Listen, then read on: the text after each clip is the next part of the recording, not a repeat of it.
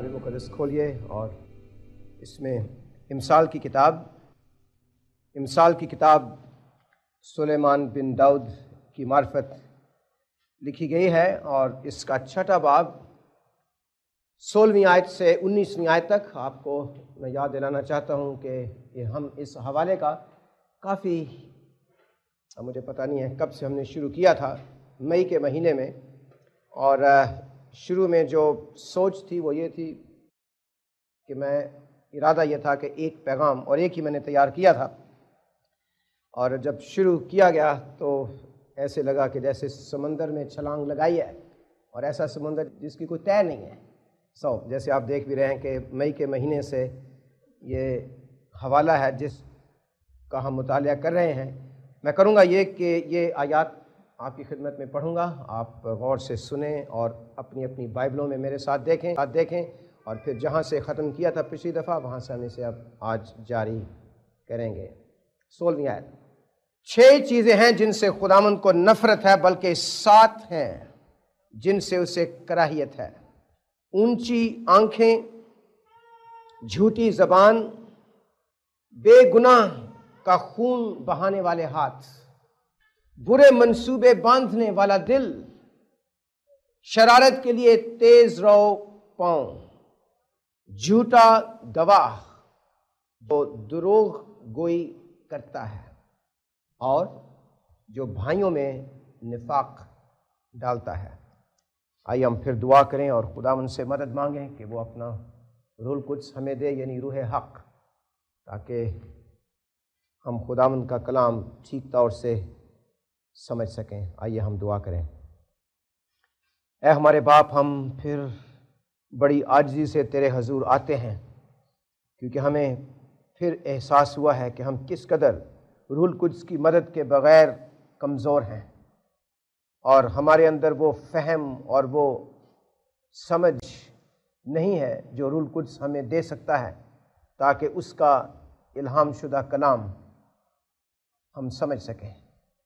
اے ہمارے باپ، ہماری مدد فرما کہ کلام سنانے والا اور سننے والے ہم سارے کے سارے روح القدس کے قبضے میں اب رہیں، اور سنیں کہ روح القدس ہمارے ساتھ کیا کلام کرتا ہے۔ ہماری مدد فرما، یسوع مسیح ابن خدا ہمارے منجی کے نام میں، آمین۔ جیسے میں نے عرض کیا ہے کہ ہم ایک عرصے سے امثال کی کتاب کے 6 باب سے کلام خدا کا مطالعہ کر رہے ہیں، اور اس حوالے میں بتایا یہ گیا ہے کہ 6 چیزیں ہیں جن سے خداوند کو نفرت ہے۔ یہ چیزیں دراصل گناہ ہیں، اور بڑے ہی برے اور نفرت انگیز گناہ ہیں خدا کی نظر میں، بلکہ لکھا ہے کہ 7 ہیں جن سے اسے کراہیت ہے۔ کراہیت کا مطلب ہے مکروہ ہیں خدا کی نظر میں، خدا کی نظر میں ناپاک، اور اس کا لغوی مطلب یہ ہے کہ ایسے گناہ جب خداوند ان کو دیکھتا ہے جو اپنی ذات میں سراپا پاک اور قدوس ہے، اس کو ایسے جیسے الٹی آتی ہے۔ اور وہ کن چیزوں پر؟ ان گناہوں پر جن کا ذکر یہاں کیا گیا ہے، اور یہ گناہ ہم کرتے ہیں۔ اور اگر ہم سچے اور حقیقی ایماندار ہیں، اگر ہم نئے سرے سے پیدا ہو چکے ہیں، جو لازمی ہے کرسچن بننے کے لیے، اگر ہم ایسے ہیں جن کے بارے میں لکھا ہے کہ پرانی چیزیں جاتی رہیں، یعنی گناہ گار زندگی یا گناہ آلودہ زندگی ان کی زندگی سے چلی گئی ہے، اور اب وہ کسی بھی گناہ کے قبضے اور اختیار میں نہیں ہے، لکھا ہے کہ دیکھو وہ سب کچھ نیا ہو گیا ہے، نہیں ہو گیا۔ کیا مطلب؟ زندگی میں انقلاب آ چکا ہے، اور یہ لازمی اور مست ہے ایک بائبلی یا انجیلی ایماندار بننے کے لیے، کہ زندگی میں ایک روحانی انقلاب آ چکا ہونا چاہیے۔ اور وجہ اس کی یہ ہے کہ ہم اپنی ماں کے پیٹ سے مسیحی بن کر پیدا نہیں ہوتے، اور اگر ایسا ہوتا تو ابن خدا کو کبھی بھی اس گناہ آلودہ زندگی میں آنے کی ضرورت نہیں تھی۔ اس لیے جو ایماندار ہیں، خاص طور پر ان کے لیے یہ وارننگ اور بڑی زبردست خبرداری کی بات ہے، بلکہ سب کے لیے۔ آئیے غور کریں ایک بار پھر کہ 6 چیزیں ہیں جن سے خداوند کو نفرت ہے، بلکہ 7 ہیں جن سے اسے کراہیت ہے۔ ہم اب تک دیکھ چکے ہیں کہ سب سے پہلی چیز یا گناہ جس سے خداوند کو نفرت ہے، اگر خداوند کو نفرت بلکہ کراہیت ہے، تو اس خداوند کو ماننے والوں کے بھی دل میں ویسی ہی نفرت بلکہ کراہیت ہونی چاہیے ان گناہوں کو دیکھ کر۔ پہلا کیا ہے؟ اونچی آنکھیں، اے پراؤڈ لک، 16ویں آیت۔ اس کا مطلب ہے غرور یا تکبر یا گھمنڈ جس شخص کی زندگی میں ہے، خداوند اس سے پیار نہیں کرتا، اس سے نفرت کرتا ہے، اور یہ گناہ ہے۔ یہ مذاق والی اور ہنسنے والی بات نہیں ہے، بلکہ ہمیں اگر میری زندگی میں غرور ہے، تکبر ہے، گھمنڈ ہے، دوسرے لفظوں میں میری آنکھیں اونچی ہیں، یہ محاورہ ہے، تو مجھے یاد کرنا چاہیے کہ یہ وہ گناہ ہے، غرور اور تکبر اور گھمنڈ کا گناہ از روئے کتاب مقدس بائبل، اور ہم دیکھ چکے ہیں کہ یہ وہ گناہ تھا جو ابلیس کا گناہ تھا۔ سب سے پہلا گناہ یہی تھا اس کا، پھر وہی گناہ اس نے ہماری پہلی اماں اور ہمارے پہلے والد کے کانوں اور دلوں میں بھی ڈالا، اور کہا یہ جاتا ہے کہ سارے گناہوں کی جڑ یہی غرور، تکبر، اور میری زبان میں کہتے ہیں آکڑ ہے۔ اس لیے لوگ توبہ نہیں کرتے، وہ خدا کے سامنے جھکنے کے لیے تیار نہیں ہے، اپنے گناہوں کا فٹافٹ اقرار کرنے کے لیے تیار نہیں ہے۔ کیونکہ ان کی زندگی میں آکڑ پائی جاتی ہے، اور وہ اس فریسی کی طرح کہتے ہیں میں تو ٹھیک ٹھاک ہوں، میں یہ کرتا ہوں، میں وہ کرتا ہوں، میں فلاں کرتا ہوں، یہ وہ گردانے کرتے ہیں، خدا کو امپریس کرنے کی کوشش کرتے ہیں۔ کتاب مقدس بائبل بتاتی ہے کہ خدا کو ایسے گناہ سے نفرت تو کیا، کراہیت ہے، مکروہ ہے یہ گناہ خدا کی نظر میں۔ اور ایک سچا ایماندار جب وہ سنتا ہے ایسے لفظ تو کہتا ہے اے کاش میں زندگی میں یہ گناہ نہ ہو۔ پہلی بات تو وہ جانتا اور مانتا ہے کہ میں مغرور ہوں، اور اس غرور کو پتہ کون دیکھتا ہے؟ خدا۔ اور یہ وہ ایک واحد گناہ ہے جو قبر تک ہمارے ساتھ چمٹا رہتا ہے، غرور کا گناہ۔ خدا کو اس سے نفرت ہے۔ وہ شخص جس کی زندگی میں یہ گناہ ہوتا ہے، ہم سب اس میں شامل ہیں، لیکن ایمانداروں میں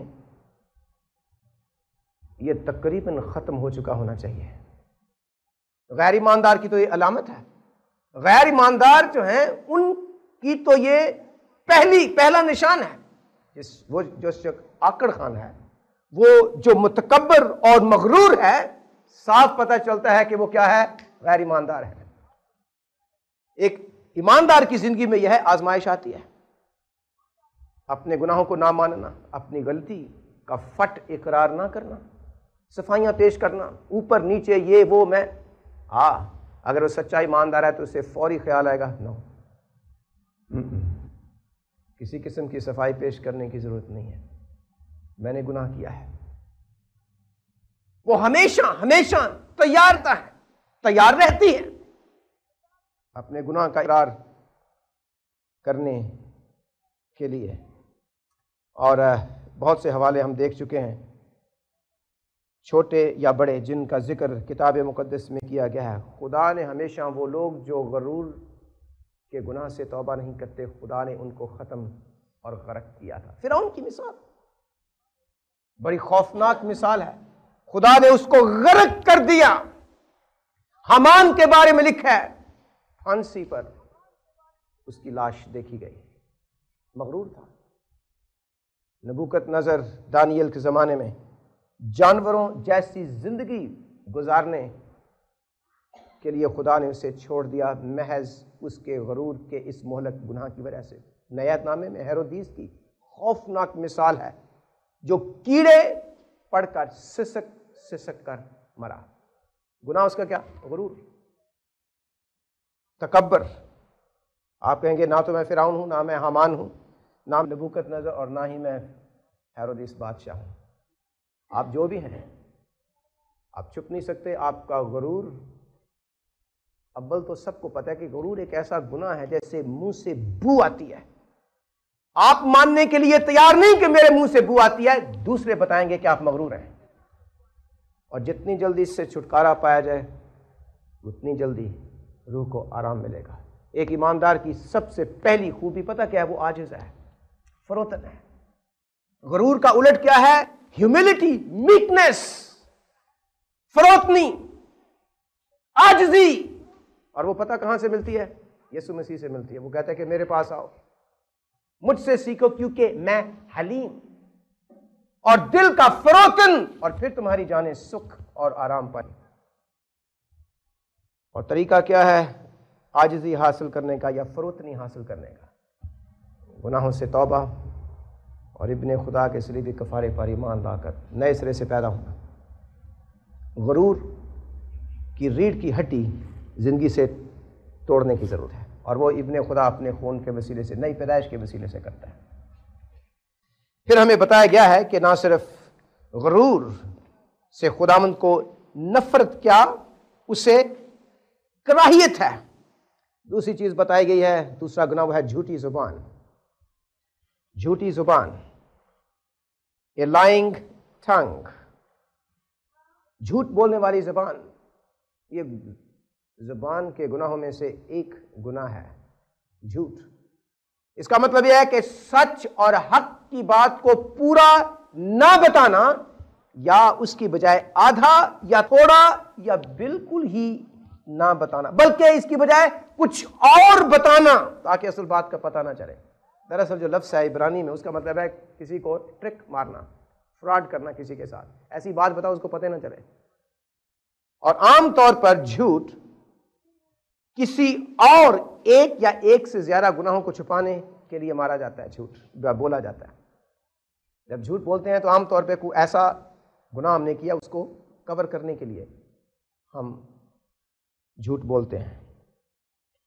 جیسے جہازی کے بارے میں لکھا ہے، الیشع نبی جس کو خدا نے غیب کا علم دیا ہوا تھا، اس نے کہا کہاں گیا تھا؟ کہتے جی میں تو کتنے نہیں گیا تھا۔ اور نعمان کا کوڑ نہ صرف اسے بلکہ اس کی بیوی اور بچوں اور نسل کو صدا لگا دیا گیا تھا۔ کلام میں لکھا ہے کہ خدا کو جھوٹے لبوں سے نفرت ہے، بلکہ ان کو جو جھوٹ بولتے ہیں خدا ہلاک کرے گا، یعنی دوزخ اور جہنم میں پھینکے گا۔ جھوٹی زبان سے مراد ہے بطالت یا دھوکہ یا فریب۔ نئے عہد نامے میں ایک ہسبینڈ اور وائف کا خوفناک واقعہ ہے، آپ کو ہمیشہ ہم سب کو یاد رکھنا چاہیے۔ حنانیہ اور سفیرہ اپنے آپ کو بڑے چالاک سمجھتے تھے، لگتا ہے عمر رسیدہ تھے، مائی اور بابا تھے۔ انہوں نے کہا چلو ٹھیک ہے، چٹے وال کوئی نہیں، خدا کہے گا کوئی بات نہیں۔ خدا تو کسی کا لحاظ نہیں کرتا، نہ جوانوں کا لحاظ کرتا ہے، نہ وہ اسٹوڈنٹس کا لحاظ کرتا ہے، نہ وہ بچوں کا لحاظ کرتا ہے، نہ وہ لڑکیوں کا، اور نہ ہی وہ سنگل لڑکے اور لڑکیوں کا خیال کرتا ہے۔ پتہ ہے کس کا وہ خیال کرتا ہے؟ صرف اور صرف اپنے بیٹے کا لحاظ کرتا ہے۔ جو اس میں جائے گا، جو اس میں پناہ لے گا، وہ بچ جاتا ہے۔ اور انہوں نے سمجھا کوئی بات نہیں، کیا فرق پڑے گا، تھوڑا سا اوپر نیچے کر کے بتا دو پترس کو، اس کو کیا پتہ ہے۔ پترس کو تو خدا نے الہام بخشا تھا، خدا نے خاص اس کو علم بخشا تھا جو حنانیہ اور سفیرہ کے پاس بھی نہیں تھا۔ انہوں نے اپنی ذات بیچی، اور حالانکہ پوری یروشلم کی کلیسیا میں بہت سے لوگوں کا ذکر ہے۔ برنباس کے بارے میں لکھا ہے، اس نے دوسرے بہن بھائیوں کی ضرورت کے لیے کہا بھی میری جائیداد ہے، میں بیچ رہا ہوں، اگر کسی کو کچھ چاہیے تو بسم اللہ آئیے لیجیے، ہم سب مسیح بہن بھائی ہیں، آپ کی ضرورت میری ضرورت ایک جیسی ہے۔ اب مائی بابا بھی آ گئے۔ پترس نے پوچھا حنانیہ کو کتنے میں زمین بیچی؟ جھوٹ بولا اتنے کو، اور پترس کو خدا کی روح نے فٹ بتایا تھا کہ یہ بندہ جھوٹ بول گیا ہے، اور لکھا کہ وہیں خدا نے تھام مار دیا اس کو۔ پھر سمجھا کہ شاید اس کی وائف تھوڑی خدا خوف ہو، شاید عورت ذات ہے، شاید سچ بولے۔ ہاں جی، وائف کو لاؤ اندر۔ ہسبینڈ کو کیا کیا؟ اسی وقت دفنا دیا۔ یعنی بتایا گیا خدا نے فٹافٹ سزا دی اسی وقت، تاکہ لوگ یہ نہ سمجھے کو جھوٹ بولو کوئی نہیں، خدا ہو ٹھیک ہے، Jesus loves me, God is love, جیسے آج کل یہ چل رہے ہیں کام۔ گناہ بھی کرو، معافی بس کرتے رہو، Jesus loves me, God is love, فلانا۔ اور وائف کو بلایا، کتنے میں بیچی زمین؟ پترس رسول نے پوچھا، اور آگے چل کر بتایا گیا کہ اس نے وہی اماؤنٹ بتائی جو اس کے ہسبینڈ نے بتائی تھی۔ دونوں نے بدی میں ایکا کیا ہوا تھا۔ انہوں نے کہا اگر پوچھے نا تم ہی ابھی کہیں، جیسے ہم پتہ کہتے ہیں، ہسبینڈ وائف بچے باپ ہوں گے نا، اور رشتہ لینے والوں کو بس یہی بتانا ہے، سب نے ایک ہی بات بتانی ہے۔ گھروں میں ہوتا ہے، بزرگ کرتے ہیں، بابے کرتے ہیں، پگڑیوں والے کرتے ہیں، سفید بالوں والے کرتے ہیں، جوان کرتے ہیں، امی کرتے ہیں، ابو کرتے ہیں، جھوٹ معمولی بات ہے، لیکن خدا بعض کا فوراً اسی وقت سزا دیتا ہے۔ اور کئیوں کو وہ کہتے ہیں نہیں کرنے دو، فل کرنے دو، باری آئے گی آخری دن عدالت کے دن، تاکہ وہ خوب رج کے گناہ کریں۔ لیکن حنانیہ کے بعد اس کی وائف کی باری آئی، اس نے بھی وہی بتایا، اور خدا نے اس کی وائف کو بھی تھا مار دیا اسی وقت کھڑے کھڑے۔ اور یہ وہی خدا ہے جس کے بارے میں لکھا ہے خدا محبت ہے، وہ گناہ کو برداشت نہیں کرتا۔ وہی خدا جو محبت ہے، اس کے بارے میں لکھا ہے کہ خدا غیور ہے، غیرت مند ہے۔ اگر وہ کسی کو سزا نہیں دیتا تو یہ نہ کہے کہ خدا سو گیا ہے یا خدا ڈھیلا ہو گیا، نہ نہ نہ نہ نہ نہ، خدا نے اس کی ڈوری کیا ہے؟ ڈھیلی کی ہوئی ہے۔ ایک دن اس کے صبر کا پیمانہ لبریز ہو جائے گا، سنگل ڈاؤن۔ یہ فیصلے خدا کرتا ہے اپنی قادر مطلق مرضی میں، لیکن کئیوں کو اسی وقت فوری طور پر جھوٹ کی سزا دیتا ہے۔ اور اگر اس نے ابھی تک آپ کو سزا نہیں دی کیونکہ آپ جھوٹ بولنے والے شخص ہیں، امی کے ساتھ جھوٹ بولتے ہیں، ابو کے ساتھ، پاسٹر کے ساتھ، رشتہ داروں کے ساتھ، حکومت والوں کے ساتھ، انکم ٹیکس کے معاملے میں، کرائے کے بارے میں، اپنی عزت آکڑ بنانے کے لیے اگر جھوٹ بولتے ہیں، خوف کیجیے، خدا کو نفرت ہے اس سے، خدا کو کراہیت ہے۔ اگر خدا سے محبت ہے تو آپ کہیں گے کہ جس چیز سے خدا کو نفرت ہے مجھے بھی نفرت ہونی چاہیے، جس چیز سے گناہ سے خدا کو کراہیت ہے مجھے بھی کراہیت ہونی چاہیے، کیونکہ یہاں لکھا ہے کہ 6 چیزیں ہیں جن سے خداوند کو نفرت ہے، بلکہ 7 ہیں جن سے کراہیت ہے، اونچی آنکھیں اور جھوٹی زبان۔ اور اس کو بھی اس کا اقرار کرنے، اس سے توبہ کرنے کی ضرورت ہے، اور اس کے پاس آئیں جس کے بارے میں لکھا ہے، جس نے کہا کہ راہ، حق اور زندگی میں۔ خدا تو سچ ہے، جو جھوٹ بولتا ہے اس نے خدا کی خدائی کا انکار کر دیا، کافر ہو گیا۔ اور مجھے حیرت نہیں ہوگی اگر یہاں ایسے لوگ بیٹھے ہیں، خاص طور پر نوجوان جو اپنے امی ابو کو فراڈ دیتے ہیں، جھوٹ، اٹھے چلے میں اٹھے چلے فلاں کرو، ہمارے اسکول میں یہ ہے، ہمارے کالج میں یہ ہے، وہ میری دوست یہ چلتا رہتا ہے چلتا رہتا ہے۔ اور آپ جانتے ہیں اپنے دل کی گہرائیوں میں کہ آپ جھوٹ بولنے والے مرد، عورت، لڑکا یا لڑکی ہیں۔ اگر امی کو نہیں پتا آپ کی کرتوتوں کا، ابو کو نہیں پتا، پتہ کس کو پتا ہے؟ وہ جو دیکھتا ہے۔ اگر اس نے حنانیہ اور سفیرہ کی طرح ابھی تک آپ کو تھا نہیں مارا، ایک دن وہ کرے گا۔ اور اس کا طریقہ کیا ہے؟ توبہ کریں، اقرار کریں۔ اگر ہم اپنے گناہوں کا اقرار کریں، وہ ہمیں معاف کرنے میں سچا اور عادل ہے۔ وہ تو معاف کرنے والا پیارا آسمانی باپ ہے، وہ تو کہتا ہے میرے پاس آؤ، خواہ ہمارے گناہ کتنے بڑے، کتنے پرانے اور کتنے زیادہ ہیں، کوئی پرواہ نہیں، اس کا تو نام ہی ہے گنہگاروں کا دوست۔ اس کا خون ہمیں تمام گناہ سے پاک اور صاف کرتا ہے، اور آج بھی وہ کر سکتا ہے۔ اس وقت، اس عبادت کے دوران، کلام سنانے کے دوران وہ کر سکتا ہے۔ اگر روح القدس ہمیں ملامت کر رہا ہے، اف اف اف میں نے فلاں گناہ کیا، فلاں جھوٹ بولا، ایک دفعہ نہیں کئی دفعہ بولا، اپنی امی، اپنے ابو، اور پتہ کیا ہے طریقہ ہے؟ عبادت کے بعد امی اور ابو یا جو بھی ہے جس کے ساتھ جھوٹ بولا تھا ان کے پاس جائیں۔ اگر سچی توبہ ہے، کبھی بھی آکڑ آپ نہیں کریں گے، آپ اس شخص کے پاؤں میں گریں گے، خداوند یسوع مسیح کے لیے مجھے معاف کرو۔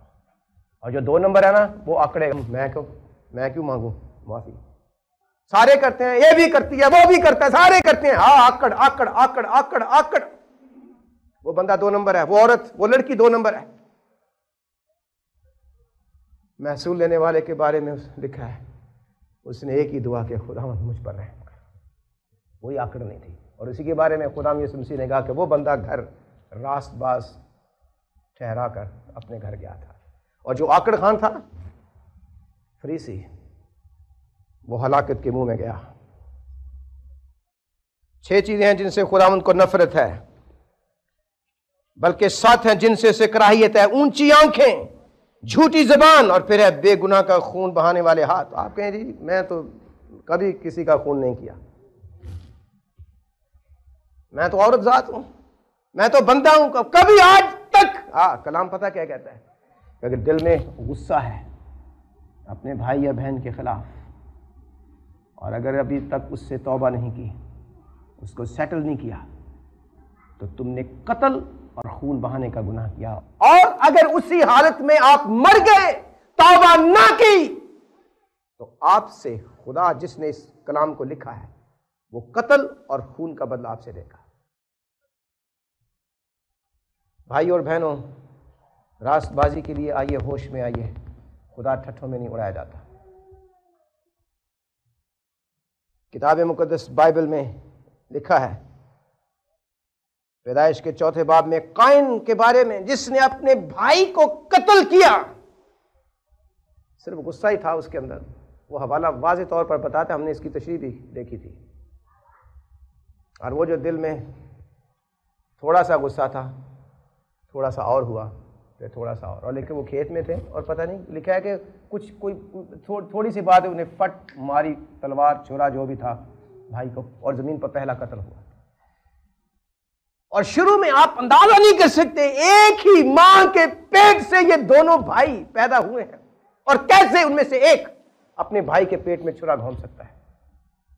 صرف ایک آیت آگے پڑھیں، پتہ چلے گا کیوں نہیں کر سکتے، ہم کون سا گناہ نہیں کر سکتے۔ یاد رکھیے، ہر شخص، ہر ایماندار جو نئے سرے سے بھی پیدا ہوا ہے، اگر خداوند کا فضل اس پر نہ رہے، وہ ہر قسم کا گناہ کر سکتا ہے۔ ہر قسم کا گناہ ہم کر سکتے ہیں، ہر قسم کا گناہ، بڑے سے بڑا گناہ عارف خان کر سکتا ہے، اور اگر ابھی تک نہیں کیا تو یہ خدا کا فضل ہے۔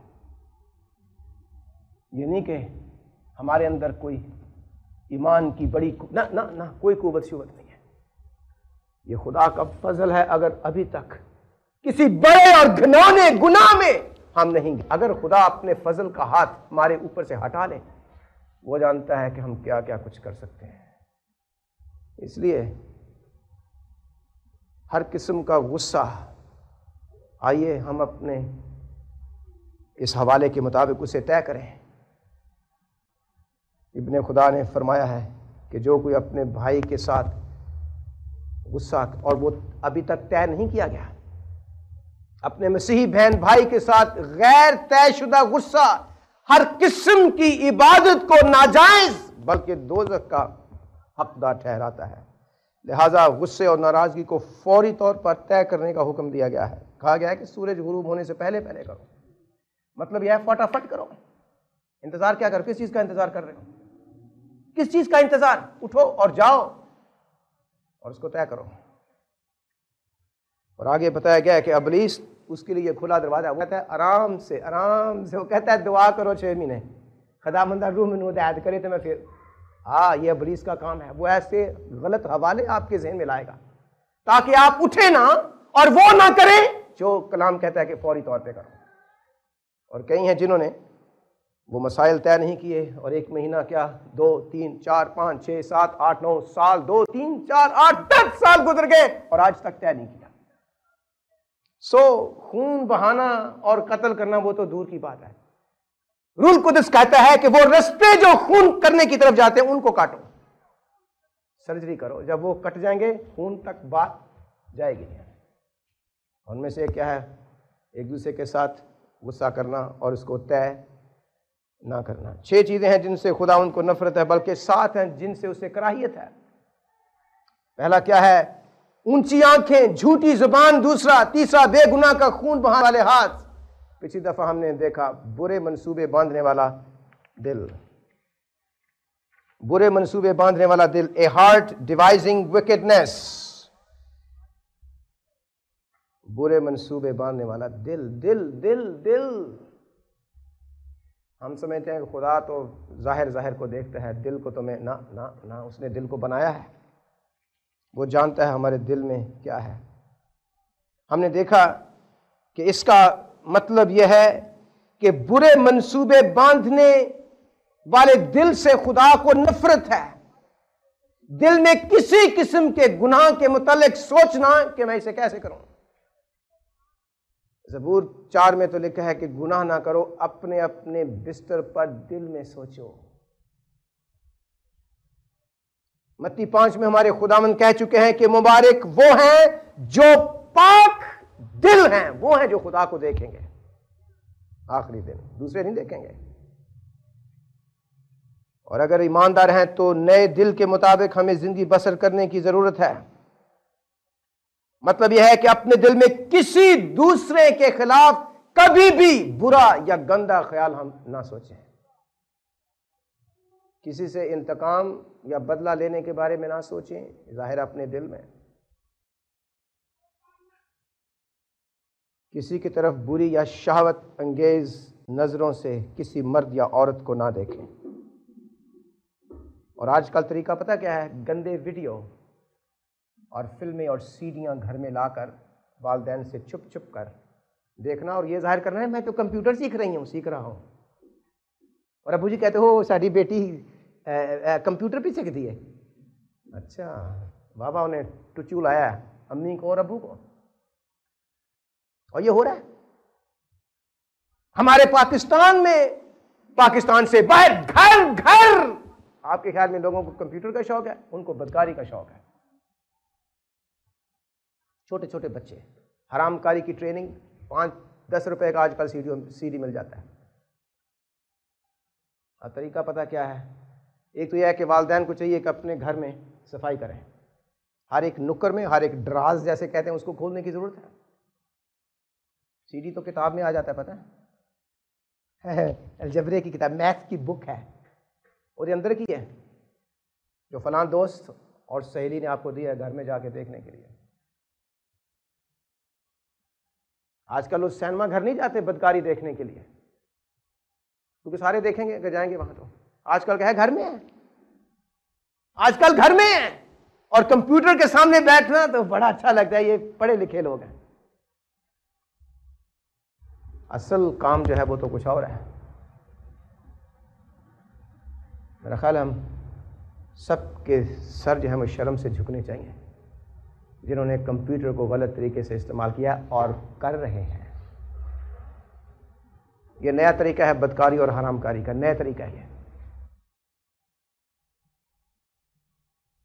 دیکھیں کہ خداوند کو ایسے گناہ اور چیزوں سے نفرت تو کیا کراہیت ہے، کراہیت۔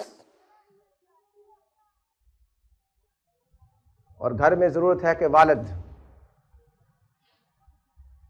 گھر کے اپنے بچوں کو اپنے کنٹرول میں کرے، اور اس حوالے سے پتہ کرے کہ گھر میں کیا آتا ہے اور گھر سے کیا جاتا ہے باہر، کیونکہ آخری دن جو پیشی ہوگی وہ والد کی ہوگی، یاد رکھیے، والد کی ہوگی پیشی۔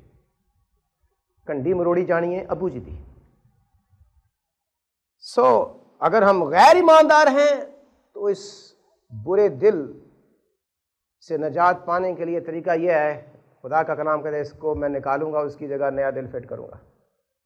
خدا کا طریقہ ہے، وہ مرمت نہیں کرتا گندے دلوں کی، نہیں، ایک دفعہ گندا خراب ہو گیا، اس کا یہ طریقہ، اس کو نکالو اور پھینک دو۔ حزقیل کی کتاب کے 11ویں باب اور 36ویں باب میں خدا نے وعدہ کیا کہ وہ کیا کرے گا جب وہ لوگوں کو نئے سرے سے پیدا کرے گا، تو کیا کرے گا کہ وہ سخت سنگین دل کو نکال کر اس کی جگہ گوشتین دل فٹ کرے گا۔ اور جب دل نیا لگ گیا سب کچھ نیا، دل نیا، ذہن نیا، اعمال نئے۔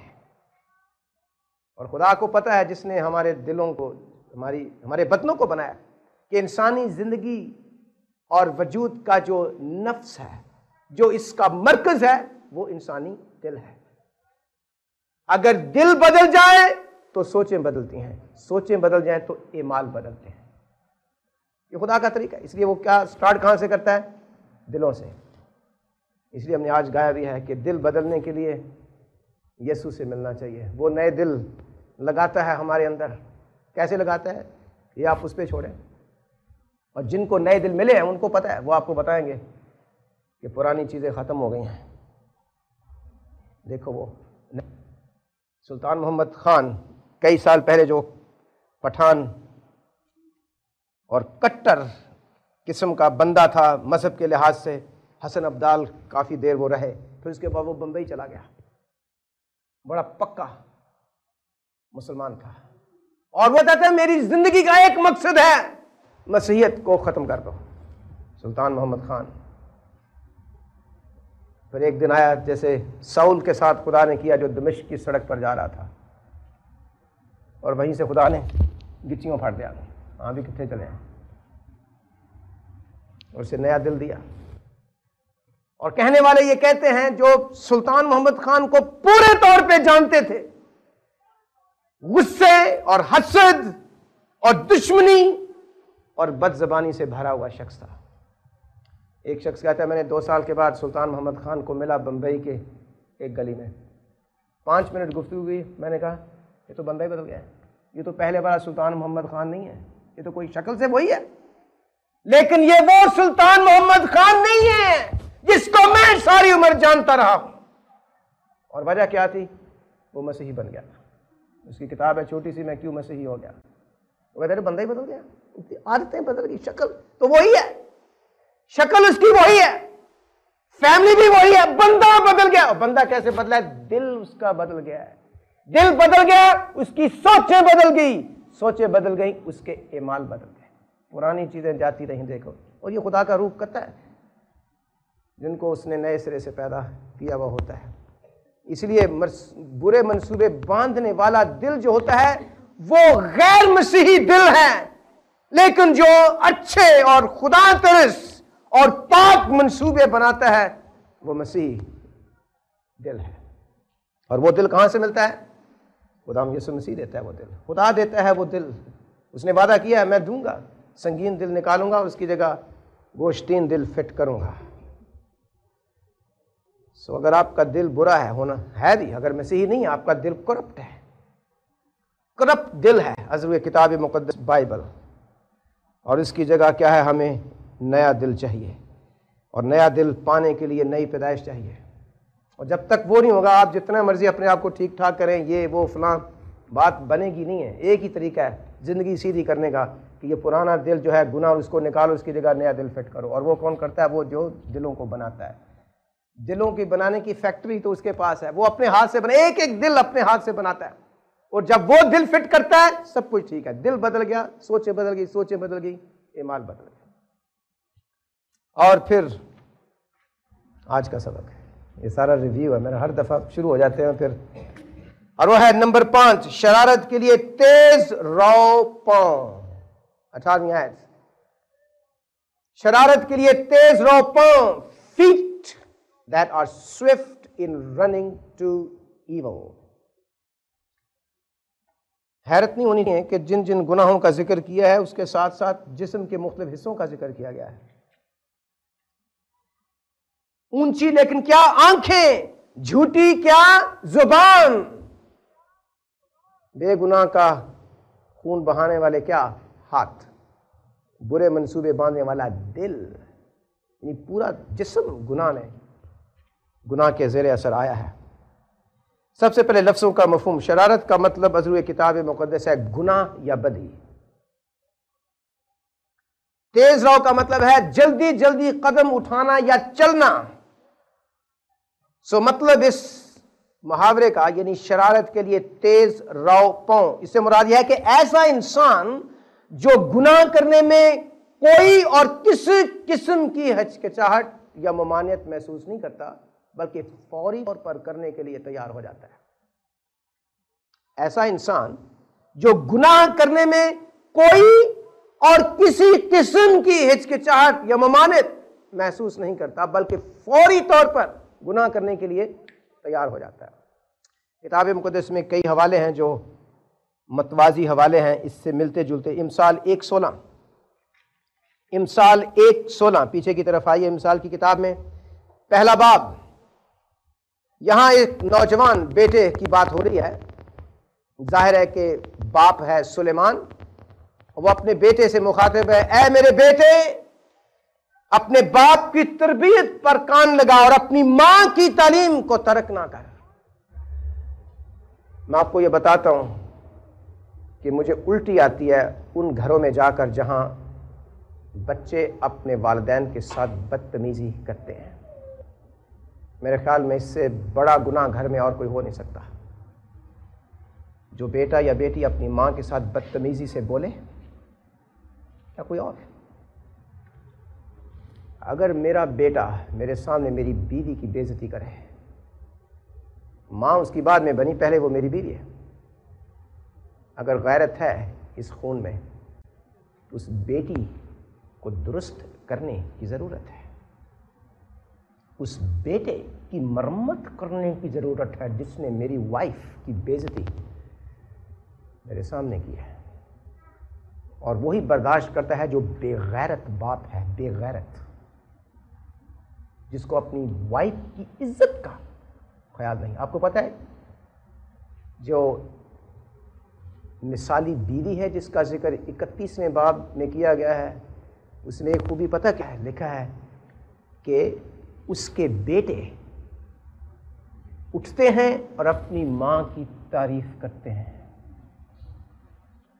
اچھا باپ وہ ہے جو اپنے بچوں کو سکھاتا ہے کہ اپنی ماں کی عزت کیسے کرنی ہے، اپنی ماں سے پیار کیسے کرنا ہے۔ وہ اپنے بچوں سے اپنی وائف یا ان کی ماں کی عزت اور احترام کرنے کا مطالبہ کرتا ہے، ڈیمانڈ کرتا ہے۔ میرے گھر میں ایک قانون یہ تھا کہ کھانے کی میز سے کوئی بچہ دوئی نہیں اٹھیں گے جب تک اپنی ماں کا شکریہ ادا نہیں کریں گے۔ ماں تمہاری نوکر نہیں ہے، وہ تمہاری ماں نے محبت سے اور محنت سے یہ پیسہ کمایا گیا ہے، اور محنت سے کتنا ہی سادہ کھانا ہے یہ پکا کر تمہاری ماں نے یہ رکھا ہے تمہارے لیے، اور ہم نے خدا کا شکریہ ادا کیا ہے۔ تمہارا کوئی حق نہیں کہ تم یہ سمجھو کہ یہ ماں تمہاری نوکر ہے۔ جب تک تھینک یو نہیں کہو گے اس میز سے اٹھ نہیں سکے گے۔ اور کون اس قانون کو چلائے گا گھر میں؟ میں باپ اور شوہر ہونے کی حیثیت سے۔ اور اب تو خیر بچوں کی دونوں کی شادیاں ہیں، لیکن ایک وقت آیا ممی تھینک یو، پہلے میں غور سے سنتا تھا، کہہ رہے نہیں کہ اب شہزاد واپس آؤ، واپس سٹ ڈاؤن۔ خدا کا شکریہ ادا تو کیا ہے شروع میں، ماں کا شکریہ ادا، اگر نہیں کرو بیٹھو، کہیں نہیں جاؤ گے، دوست ہیں انتظار کریں گے، یہاں بیٹھو، جب تک تم نہیں کہو گے اس وقت تک اس میں سے اٹھ نہیں سکتے۔ یہ ہے وہ گھر جس میں خداوند کی عزت اور اس کا جلال ظاہر ہوتا ہے۔ اور ذمہ داری کس کی ہے؟ ابو جی کی۔ یہاں لکھا گیا ہے میرے بیٹے اپنی باپ کی تربیت پر کان لگا اور اپنی ماں کی تعلیم ترک نہ کر، کیونکہ وہ تیرے سر کے لیے زینت کا صحرا اور تیرے گلے کے لیے توق یعنی ہار ہوں گی۔ اے میرے بیٹے اگر گنہگار تجھے پھسلائیں، تیرے یار دوست تجھے پھسلائیں، تو رضامند نہ ہونا۔ اگر وہ کہیں ہمارے ساتھ چل، ہم خون کرنے کے لیے طاق میں چھپ کے بیٹھیں گے اور چھپ کر بے گناہ کے لیے ناحق گھات لگائیں، ہم ان کو اس طرح جیتا اور سموچا پورے کا پورا ہڑپ کر جائیں جس طرح پاتال مردوں کو نگل جاتا ہے۔ ہم کو ہر قسم کا نفیس مال ملے گا، ہم اپنے گھروں کو لوٹ سے بھر لیں گے، تو ہمارے ساتھ چل، ہم سب کی ایک ہی تھیلی۔ یعنی بڑے بڑے باغ دکھا رہے ہیں۔ آگے کیا لکھا ہے 15ویں آیت میں؟ باپ کہتا ہے اپنے بیٹے سے، تو اے میرے بیٹے ان کے ہمراہ نہ جانا۔ اس نے یہ نہیں کہا کہ چلو کوئی گل نہیں، میرا مطلب ہے کہ بیٹا چلو تو نہ، وہ اپنی ذمہ داری اپنے ہاتھ میں لیتا ہے۔ اے میرے بیٹے تو، ایسے جیسے اس کے سامنے کھڑا ہے، کہتا ہے میری طرف دیکھ، باپ کیا کہتا ہے، تو ان کے ہمراہ نہ جانا۔ آگے کیا لکھا ہے؟ ان کی راہ سے اپنا پاؤں روکنا۔ 16ویں آیت میں کیا لکھا ہے؟ کیونکہ ان کے پاؤں بدی کی طرف دوڑتے ہیں اور خون بہانے کے لیے جلدی کرتے ہیں۔ ہماری آیت کیا ہے؟ خدا کو جن 6 چیزوں سے نفرت ہے، کیا ہے؟ شرارت کے لیے تیز رو پاؤں۔ اور باپ کہتا ہے اپنے بیٹے کو سٹاپ، انہیں ان کے ساتھ نہیں جانا۔ اور یہ لوگ کون ہیں؟ ان کے پاؤں بدی کی طرف دوڑتے ہیں اور خون بہانے کے لیے جلدی کرتے ہیں، لیکن تو ان کے ہمراہ نہیں جانا۔ 119واں زبور اس کے بالکل اپوزٹ قسم کی آیت ہے۔ 119واں زبور، پیچھے کی طرف آئیے، Psalm 119 verse 101، 101 آیت۔ یہاں زبور نویس کہتا ہے کہ میں نے ہر بری راہ سے اپنے قدم روک رکھے ہیں۔ میں بھاگتا نہیں ہوں شرارت کے لیے، میں نے ہر بری راہ سے اپنے قدم روک رکھے ہیں۔ یسایہ کا صحیفہ کھولیے گا، چیپٹر 59، یسایہ چیپٹر 59 اور 7ویں آیت۔ یہاں بتایا یہ گیا ہے بے وفا اور نافرمان اسرائیل کا حال۔ ان کے بارے میں بتایا گیا ہے کہ ان کے پاؤں بدی کی طرف دوڑتے ہیں۔ ایک ان کا گناہ یہ تھا۔ اب آئیے نئے نامے کی طرف، رومیوں کا خط، اس کا 3 باب اور 15ویں آیت۔ یہاں بات کی جا رہی ہے کہ تمام دنیا کے لوگ، یہودی اور غیر اقوام، سب کے سب، پولس کہتا ہے کہ خدا کے سامنے قصوروار ہیں۔ سب کے سب لوگ جو ہیں دنیا کے، ان کو انجیل کی ضرورت ہے، ان کو انجیلی خوشخبری کی ضرورت ہے۔ اور ان کے بارے میں ایک بات کیا بتائی گئی ہے 15ویں آیت میں؟ ان کے قدم خون بہانے کے لیے تیز رو ہیں، جلد باز ہیں۔ 3 باب تھا رومیوں کا، اور اس کی 15ویں آیت ابھی میں نے پڑھی ہے۔ کتاب مقدس میں بہت سی خوفناک مثالیں ہیں جن کو پڑھ کے بندے کا وہی حال ہونا چاہیے جس کا مطالبہ اس امثال کے 6 باب میں کیا گیا ہے، اور وہ یہ ہے کہ ہمیں ان گناہوں سے کراہیت آنی چاہیے۔ شرارت کے لیے تیز رو پاؤں، اس کا مطلب ہے کہ جب گناہ اور بدی ذہن میں آئے تو ہمیں فٹافٹ اس کو نہیں کرنا چاہیے، رکنا چاہیے۔ اور میں بتاؤں گا آگے چل کر ہم کیسے رک سکتے ہیں اور پھر کیا کر سکتے ہیں۔ مثالیں بڑی خوفناک۔ ایک تو جہازی کی مثال ہے 2 سلاطین کے 5ویں باب میں، 2 سلاطین 5واں باب، جہازی کے بارے میں آپ جانتے ہیں۔ جیسے نامان آیا جو کوڑی تھا، بڑا جرنیل تھا لیکن کوڑی تھا، اس کے بارے میں لکھا ہے 2 سلاطین اور اس کا 5واں باب، کہ اسے پتا چلا تھا کہیں سے کہ ایک بندہ ہے جو شفا دے سکتا ہے۔ اس نے یہ سمجھا کہ وہ اپنے پاس سے شفا دیتا ہے۔ جب وہ وہاں پہنچا، ایک بات اس نے یہ کی کہ دستور تھا وہ بہت بڑے بڑے تحفے اور گفٹ، ایسے لگتا ہے کہ وہ ان دنوں ٹرک تو نہیں تھے لیکن گدھوں پہ اور گھوڑوں پہ وہ بڑے بڑے، اور اس کی یہاں پر بتایا گیا ہے 5ویں باب کی 6 آیت میں 10 قنطار چاندی، 6000 مسکال سونا، 10 جوڑے کپڑے اور بہت کچھ تھا وہ ساتھ لے کے آتا ہے۔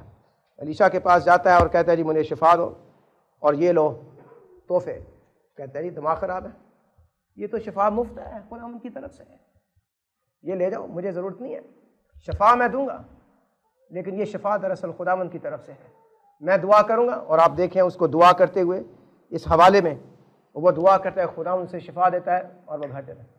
اب جب وہ الیشا کہتا ہے نا کہ مجھے یہ تحفے نہیں چاہیے، وہ سن رہا تھا ایک بندہ، اور وہی الیشا کا خادم تھا، نوکر تھا، اس کا نام تھا جہازی۔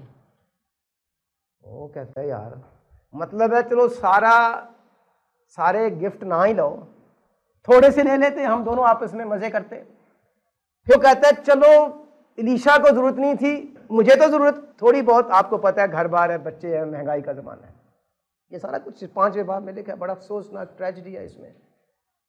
خیر ہوتا یہ ہے کہ نامان چلا جاتا ہے واپس، وہ کہتا ہے واہ جی واہ، شفا بھی مل گئی اور گفٹ بھی میں ساتھ لے آیا ہوں۔ بڑا بلند کردار کا بندہ ہے، خدا کا بندہ ہے الیشا، عام طور پہ بہت کچھ چلتا ہے لیکن اس بندے نے شفا بخشی ہے۔ کوڑی سے تو کبھی شفا کوئی پا نہیں سکتا، اس نے مجھے شفا بھی بخشی ہے، پھر کہتا ہے کہ تحفے بھی واپس لے جا۔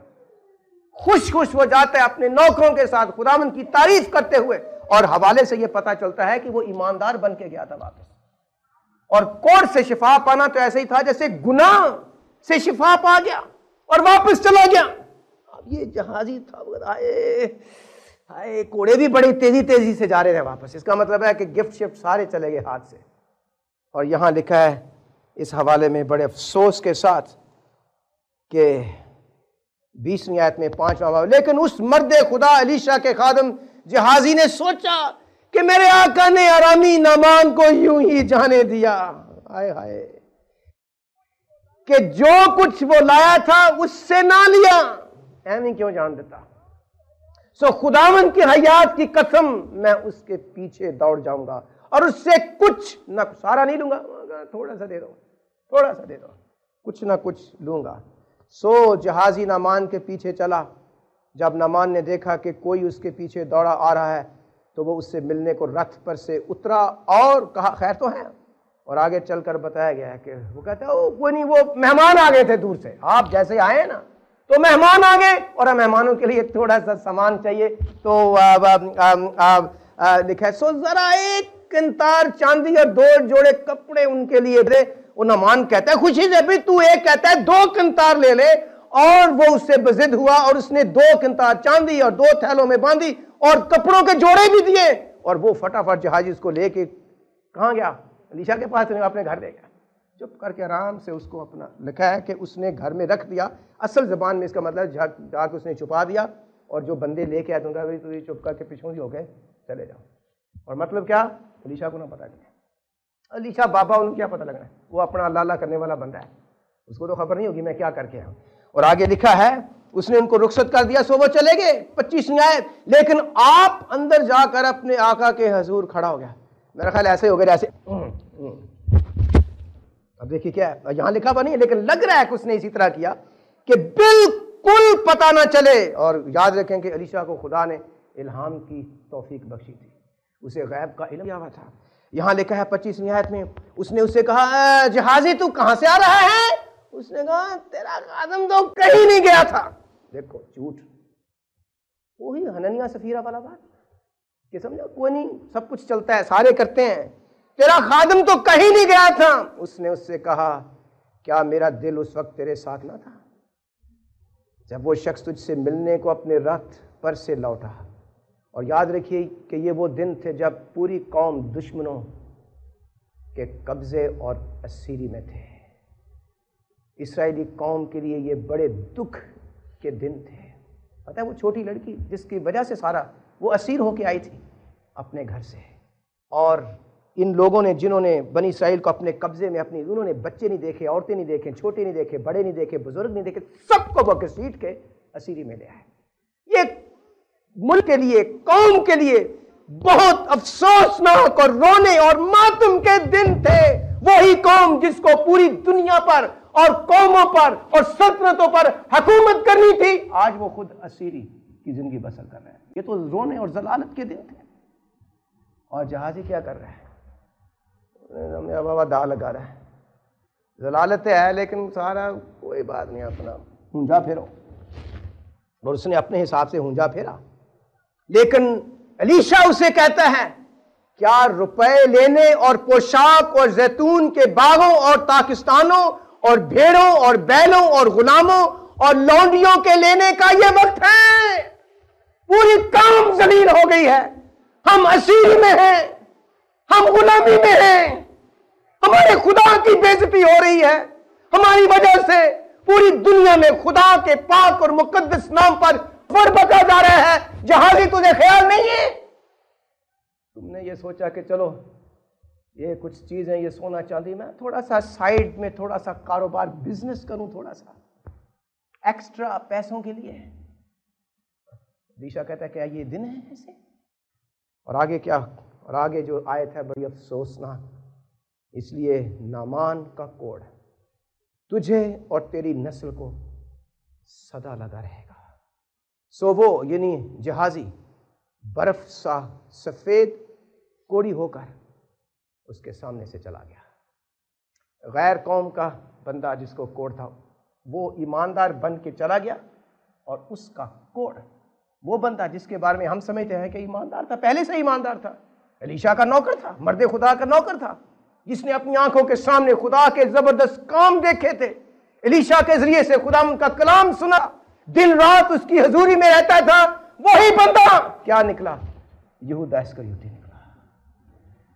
چند کپڑوں کے لیے زیور چاندی روپے دے کر اس کا دل دھڑک گیا.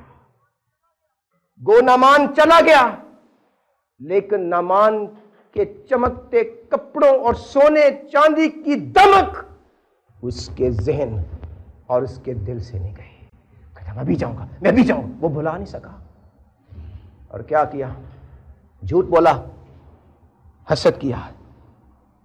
اور ہوا کیا ہے؟ نہ صرف اسے کوڑ کی بیماری لگائی گئی, لکھا ہے تیرے اور تیری نسل کو, اس کی بیوی, اس کے بچوں کو. آپ کو پتہ ہے کوڑ کتنی بری بیماری ہوتی ہے. جسم پھوڑوں سے بھرا ہوا ہوتا ہے, بو اور گھن آتی ہے اپنے آپ کو بھی اور جو لوگ دیکھتے. اسی لیے قانون کیا تھا کہ شہر سے باہر. اور جب کوئی بندہ ہے تو کوئی ناپاک ناپاک ناپاک, اور آہستہ آہستہ جسم کے حصے تھوڑا تھوڑے کر کے وہ کیا کہتے ہیں گر جاتے ہیں, ختم ہو جاتے ہیں. آپ اندازہ کر سکتے ہیں, یہاں لکھا ہوا نہیں ہے کہ کبھی شام کے وقت جب جہازی اپنی بیوی بچوں کے ساتھ گھر میں ہوتا اور چھوٹا بچہ شاید کہتا ابو جی یہ کوڑ کی بیماری ہمیں کہاں سے لگی ہے, ہماری فیملی میں تو کوڑ نہیں تھا. آپ کے خیال میں جہازی اگر اس نے کوئی سبق سیکھا تھا, آپ کے خیال میں وہ کیا کہتا ہوگا؟ بیٹا تمہارے ابو نے لالچ کا گناہ کیا تھا, بیٹا تمہارے ابو کے دل میں گناہ کا خیال آیا تھا, شرارت کا خیال. کاش کہ میں اپنے مالک علیشا سے مشورہ لیتا کہ میں کیا کروں, میرے پاؤں شرارت اور بدی کرنے کے لیے تیز رو تھے. اب چھوٹے بچے کو تو کہتے ہیں کیا ہو رہا ہے ابو جی, کیا ہو رہا ہے, کہاں سے یہ کوڑ ہماری فیملی میں آیا؟ اندازہ اس بچے کو تو نہیں پتا, لیکن باپ کی سزا کے ساتھ بیٹے بیٹیاں وائف سارے شامل ہیں. خوفناک واقعہ ہے, خوفناک. پھر ایک اور خوفناک مثال ہے, وہ ہے یہودا اسکریوتی کی. یوحنا کا 13واں باب دیکھا ہے کہ شرارت کے لیے تیز رو پاؤں سے خداوند کو نفرت تو کیا کراہیت ہے. یوحنا 13واں باب. آپ جانتے ہیں کہ یہودا اسکریوتی ہمارے خداوند کے شاگردوں میں سے ایک تھا, لیکن یہ بھی جانتے ہیں کہ اس کا اب سب کچھ کھلا تو پتہ چلا کہ وہ چور اور گمراہ تھا. 13واں باب اور 13ویں باب کی 30ویں آیت. آپ اس واقعے سے پوری طرح واقف ہیں کہ اس نے کیسے اپنے خداوند کو پکڑوایا, اور وہ بھی اس کا منہ چوم کر. ظاہر یہ بتایا کہ میں بڑا سگا ہوں اور میں غریبوں کا بڑا ہمدرد ہوں. میں سارا حوالہ نہیں پڑھوں گا, مگر یہ ہے کہ بنیادی طور پر وہ چور تھا. یہاں لکھا ہے کہ تھیلی اس کے پاس رہتی تھی, اس لیے کہ بعض نے سمجھا کہ یسوع سے کہتا ہے کہ جو کچھ ہمیں عید کے لیے درکار ہے 29ویں آیت خرید لے, یا یہ کہ محتاج ہو. اب 30ویں آیت. پس وہ نوالا لے کر, کیا ہے, آخری اشعار بانی کا ذکر ہے یہاں پر. آپ سارا واقعہ جانتے ہیں, لکھا ہے پس وہ نوالا لے کر فوری طور پہ امیڈیٹلی باہر چلا گیا, اور رات کا وقت تھا. یہاں لکھا ہے کہ شرارت کے لیے تیز رو پاؤں سے خداوند کو نفرت بلکہ کراہیت ہے. ہاں, یہ ٹریجک بہت افسوسناک واقعہ ہمارے سامنے ہے یہودا اسکریوتی کا, کہ لکھا ہے کہ وہ بدی اور شرارت اور اپنے منجی کو پکڑوانے کے لیے فی الفور باہر گیا, اور رات کا وقت تھا. بعد میں بتایا گیا ہے کہ کیسے لکھا ہے کہ اسے بڑا افسوس ہوا. میں نے ایک راست باز کو پکڑوایا, اور واپس جاتا ہے یہودی سرداروں کے پاس, سوری مجھے یہ کرنا نہیں چلا, سوری یہ لو پیسوں کا چپ تو پیسے دوڑ. راست باز ہوئے گا تو ہمیں کیا, ہمارا اس سے کوئی تعلق, ہم نے سودا, تم نے سودا ہمارے ساتھ کیا تھا, ابھی تمہیں پسند نہیں ہے سودا, خریدی ہوئی چیز واپس نہیں ہوگی, جاؤ. اور بعد میں کیا ہوا؟ بعد میں کتاب مقدس میں لکھا اس نے اپنے آپ کو پھانسی دی. ہائے کاش جب اسے احساس بھی ہوا تو پترس کی طرح خداوند کے پاس جاتا, اس کے پاؤں میں گرتا, میں نے گناہ کیا, دل سے میں پچھتاتا ہوں, اے خداوند مجھے معاف کر. ایسا نہیں کیا, پترس نے تو کیا, خداوند نے اسے معاف کر دیا, بحال کیا. لیکن یہودا اسکریوتی کے بارے میں ایسا نہ, جیسے اسے پیسے ملے, لکھا ہے فی الفور وہ بھاگا اور گیا. وہ عجیب, پیسے مل گئے. اس کے پاؤں تیز رو تھے شرارت کے لیے. آپ کو پتہ ہے کہ ہم کیوں گناہ کرنے میں تیز رو ہوتے ہیں؟ ذرا تھوڑا سا اس کو کھولتے ہیں, کچھ وقت ہے ہمارے پاس. لکھا ہے کہ 6 چیزیں بلکہ 7 ہیں جن سے خداوند کو کراہیت ہے. ایک کیا ہے؟ شرارت کے لیے تیز رو پاؤں. اس کا مطلب ہے کہ جب آئیڈیا آتا ہے گناہ کرنے کا, سوچتے بھی نہیں کہ یہ گناہ ہے, بس آئیڈیا فٹافٹ ابھی کرو. خداوند کہتے ہیں کہ خداوند کو اس سے نفرت ہے. یہ نہیں کہ ٹائم تھوڑا سا لو اور پھر گناہ کرو, یہ مطلب نہیں ہے. مطلب یہ ہے کہ نہ کرو۔ میں سوال یہ اٹھانا چاہتا ہوں کہ کوئی انسان کیوں بدی یا گناہ کرنے کے لیے جلدی کرتا ہے؟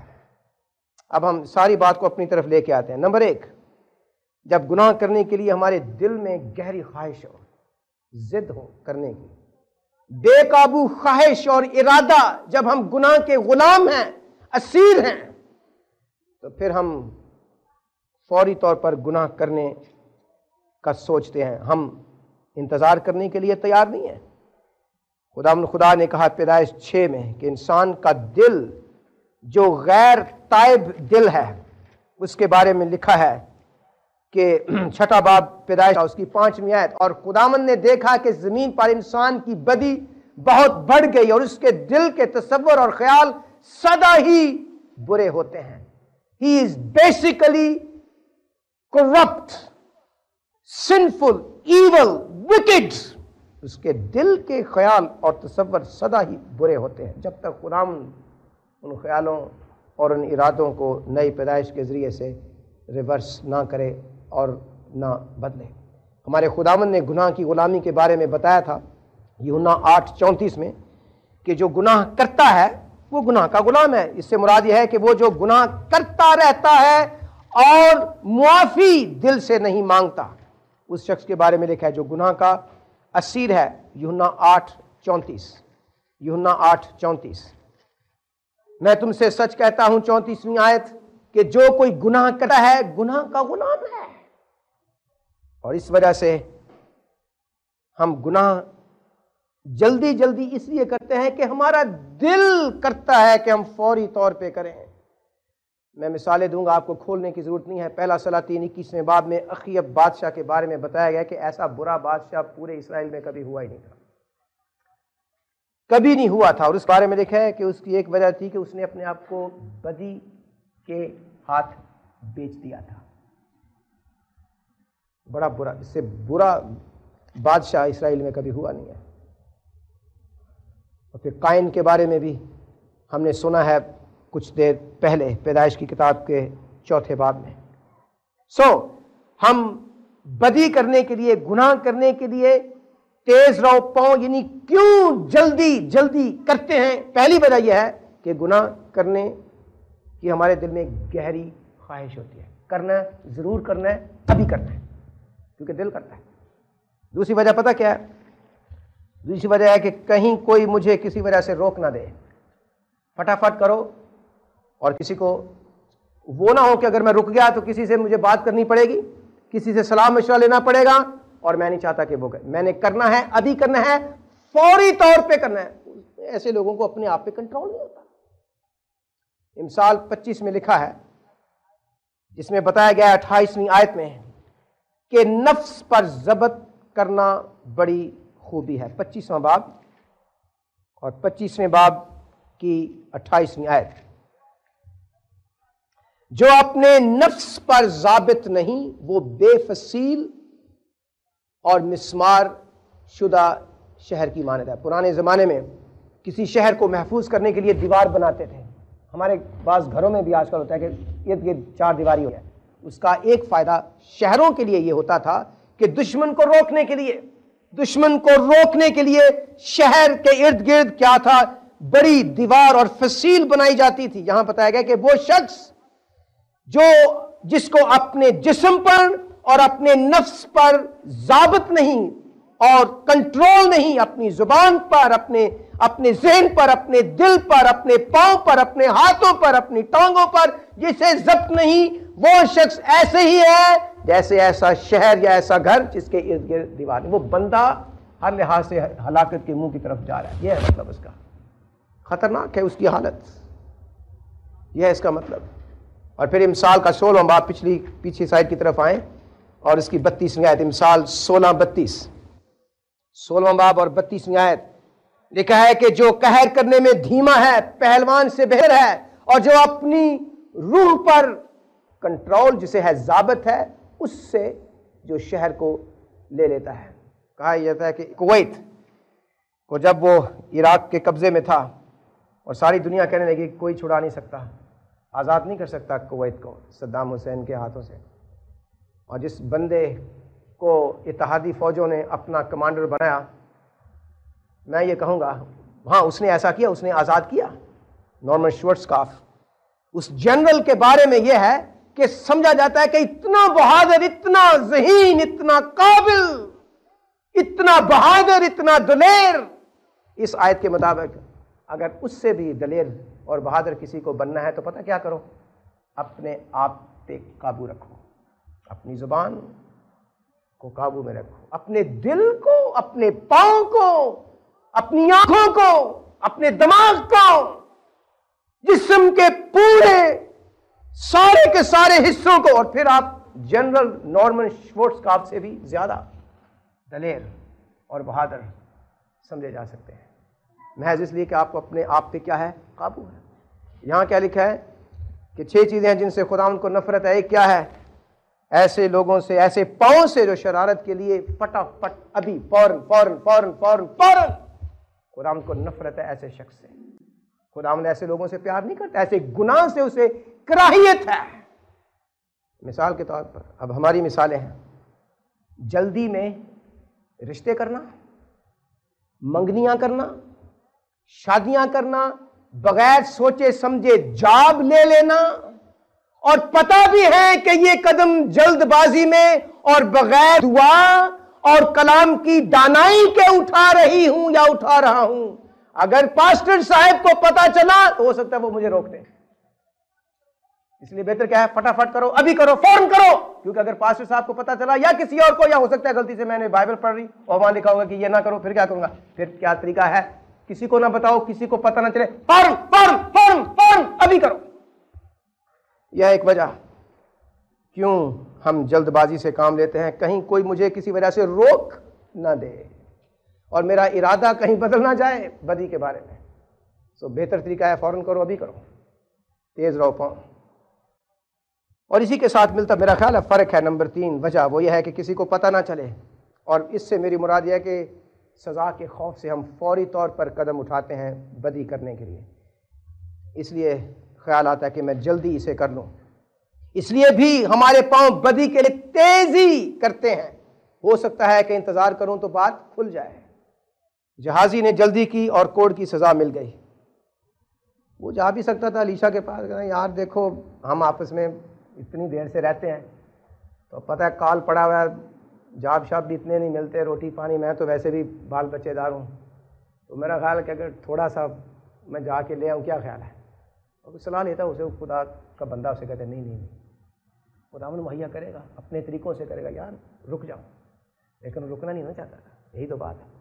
خیال آیا پٹ جاؤ، ابھی جاؤ، فوراً جاؤ، لے کے آؤ، اور کوڑ کی مہلک بیماری اپنے لیے اور اپنی فیملی۔ یہودا اسکریوتی کے بعد اس نے بھی جلدی کی، لیکن وہ فی الفور اس نے یہ قدم اٹھایا، ہائے، اور اپنی جان سے خود ہی ہاتھ دھو بیٹھا۔ لکھا اس نے خودکشی کر لی، اس کی انتڑیاں باہر نکل آئیں، کسی نے نہیں مارا، خود مارا، اپنے آپ کو خود اس نے مار دیا۔ وجہ کیا تھی؟ اس نے بدی کے لیے جلد بازی کی۔ آخر میں ہمارا وقت گزر گیا، عملی مشورے ہیں، کوئی گہرائی کی بات نہیں، میرا خیال ہے سب کچھ عملی ہے اب تک۔ میں صرف یہ کہوں گا، کبھی کوئی فیصلہ، سارے فیصلے اہم ہیں، لیکن چلے ہم کہتے ہیں اہم فیصلہ، کوئی بھی اہم فیصلہ دعا اور بائبلی مشورے کے بغیر کبھی نہ کرے، کبھی بھی۔ یاد رکھیے کہ خدا قادر مطلق ہے، وہ کبھی بھی ہمارا نقصان ہونے نہیں دے گا۔ کبھی بھی کوئی فیصلہ بغیر دعا، یہ نہیں کہ خدا دوڑو، نہیں نہیں نہیں، یہ نہیں میں کہہ رہا کہ 1 منٹ کھاں بند کر کے تو ہمیں پتہ نہیں کیا ہو، ہی نہیں پتہ کیا ہے۔ خدا شکر، کبھی آپ نے غور کیا کسی گھر میں جاؤ تو اچھا جی دعا کرو، اب تو آواز نہیں بندے نہیں ہوتی، میرا دل کروں اونچی بولو، اور پھر بندے 4 بیٹھے انہوں نے پتہ نہیں آمین کدوں ہوئی ہے، اور وہ آمین انہیں ویسے پڑھی تھی لیکن کسی کو سنائی نہیں۔ بندہ مرد اونچی بولو، کیا بولنے، تھوڑا سا والیوم اوپر رکھو، یہ مردان کی ہے۔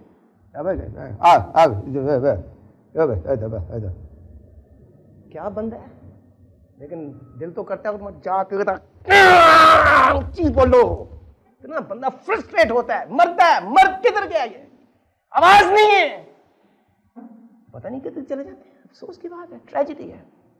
خیر, گزارش میں یہ کر رہا ہوں کہ انٹیلیجنٹ پریئر, خداوند کے سامنے دعا میں وقت گزارنا, بائبلی مشورے کے بغیر کوئی فیصلہ نہ کریں. امثال 11 میں لکھا ہے, امثال 11 اور 14, وہاں لکھا ہے کہ نیک صلاح کے بغیر لوگ تباہ ہو جاتے ہیں, لیکن صلاح کاروں کی کثرت میں سلامتی ہے. پنجابی جی کہتے ہیں جے کوئی نہیں تے کندھ کو صلاح لے لو, دیوار سے پوچھ لو کیا کرنا ہے. مطلب ہے پوچھو کسی سے ضرور. لیکن ہم کہہ رہے ہیں کہ بائبلی مشورے اور کاؤنسل کے بغیر کوئی اہم فیصلہ نہ کریں. پھر 15واں باب اس کی 22ویں آیت, صلاح کے بغیر ارادے پورے نہیں ہوتے, پر صلاح کاروں کی کثرت سے قیام پاتے ہیں. اور کیا ہے, خداوند کے جواب کا انتظار کریں. دعا ہے, بائبلی مشورہ ہے, اور خدا نے جسے مقرر کیا ہے آپ کے لیے, اگر آپ کلیسیائی حلقے میں ہیں تو آپ کے پاسٹر کو خداوند یسوع مسیح نے دانائی عطا کی ہے, ورنہ اسے پاسٹر نہیں ہونا چاہیے. اس کے پاس اس کا ایک کام یہ ہے اپنے کلیسیا کے لوگوں کو بائبل میں سے صلاح اور مشورہ دیں. ہاں, آپ کہتے ہیں اگر ایمرجنسی آ رہی ہے تو پھر کیا کروں, ماسوائے ایمرجنسی کے. اگر ایمرجنسی, اگر گھر کو آگ لگے پھر تو فٹافٹ بجھانے کی ضرورت ہے, پھر تو دعا کا تو ٹائم بھی نہیں ہے. لیکن ہم ایمرجنسی, نہیں, انہوں نے کہا کہ فوری طور پہ آج شام کو وہ بیانہ دو, تو میں کہتا بھائی اب بیانہ شان ہے تو آپ ہی دے لے, میں پہلے دعا نہیں کی تھی. میں کیوں, میرے کو کوئی بیانہ نہ کوئی دعا نہ گل نہ بات, نہیں تو نکل جائے گا چانس سے میرے آ رہا ہے. چانس نہیں, میرا خدا چانسوں کا خدا نہیں ہے. کلام میں مجھے کہا گیا ہے کہ میں دعا کروں. ہاں, اگر ایمرجنسی ہے, خدا نہ کرے کوئی ایمرجنسی ہوگی, بھاگنا پڑتا ہے, وہ فرق بات ہے. خداوند پھر مدد کرتا ہے جب ٹائم, پھر آپ چلتے چلتے بھی دعا کرتے ہیں, وہ فرق بات ہے. لیکن میں ایمرجنسی کی بات نہیں کر رہا. مطلب یہ ہے کہ کسی بھی فیصلے کو کرنے سے پہلے صبر سے دعا کرنے کی آئیے عادت پیدا کریں. کوئی بھی فیصلہ, یہاں لکھا ہے کہ 6 چیزیں ہیں جن سے خداوند کو نفرت ہے, بلکہ 7 ہیں جن سے اسے کراہیت ہے. اور چیزوں کے علاوہ ایک کیا ہے, بدی کے لیے تیز رو پاؤں. ہمیں نہیں پتا جو قدم ہم اٹھانے والے ہیں خدا کی نظر میں وہ گناہ بھی ہو سکتا ہے. سو بہتر ہے کہ دعا کریں اس کے لیے, کلام میں سے انویسٹیگیشن کریں, خداوند کی کیا مرضی. اپنے پاسٹر کو بڑوں سے پوچھیں, میں یہ سوچ رہا ہوں کیا خیال کرنا چاہیے یہ نہیں. اور کئی گناہ ہیں جن سے ہم رک سکتے ہیں اگر ہم خداوند کا انتظار کریں. میں صبر دے نال آس رکھ کے یہوہ دی کراں گا انتظاری. یہ صرف شاعری نہیں ہے, یہ حقیقتیں ہیں. وہ خطرے دے ٹوئے نہیں, زبردست شاعری ہے اس میں, دے وچوں مینوں ہے کڈ کے لایا, چٹان اس نے رکھے اس نے پیر میرے, تے میرے قدماں نوں بخشی. آئیے ہم دعا کریں اور خداوند سے یہ مانگیں کہ وہ ہمارے پاؤں کو بدی سے ہمیشہ روکے رکھے, اور ہم صلاح اور مشورے اور کلام کی دانائی اور حکمت سے چلنے والے لوگ بنیں. آئیے ہم دعا کریں. اے ہمارے باپ, ہم تیرا شکریہ ادا کرتے ہیں اور تیری تعریف اور تیری ستائش کرتے ہیں کہ تو نے آج پھر ہمیں امثال کے 6 باب میں سے یہ یاد دلایا ہے کہ بدی کے لیے تیز رو پاؤں سے تجھے نفرت ہے بلکہ کراہیت ہے. خداوند ہماری مدد کر کے ہم ہمیشہ تیرے سامنے انتظار کریں دعا کے ذریعے سے, اور اس دانائی کو حاصل کرنے کے ذریعے سے جو تو نے اپنے کلام میں ہمارے استعمال کے لیے ہمیں دی ہے. اور اپنے پاسٹر سے پوچھیں کہ میں کیا کروں, مجھے سمجھ نہیں آتی, میری ہیلپ کریں, کیونکہ تو نے پاسٹروں کو ایک ذمہ داری یہ دی ہے کہ وہ کلام کی دانائی سے اپنے لوگوں کی ہیلپ کریں, کلام کے ذریعے سے ان کی رہنمائی کریں, تاکہ ہم ان فیصلوں میں غلطی نہ کریں. کیونکہ جب غلطی کرتے ہیں تو نقصان بہت زیادہ ہوتا ہے, ہماری روحوں کا نقصان. اس لیے اے باپ ہماری مدد کر, تاکہ ہم تیرے حضور نفرت انگیز لوگ نہ ٹھہریں, بلکہ وہ جن کی خوشی تیری مرضی پوری کرنے میں ہے۔ ہماری مدد فرما، ہمارے ساتھ ہو، یسوع مسیح ابن خدا ہمارے منجّ نام میں، آمین۔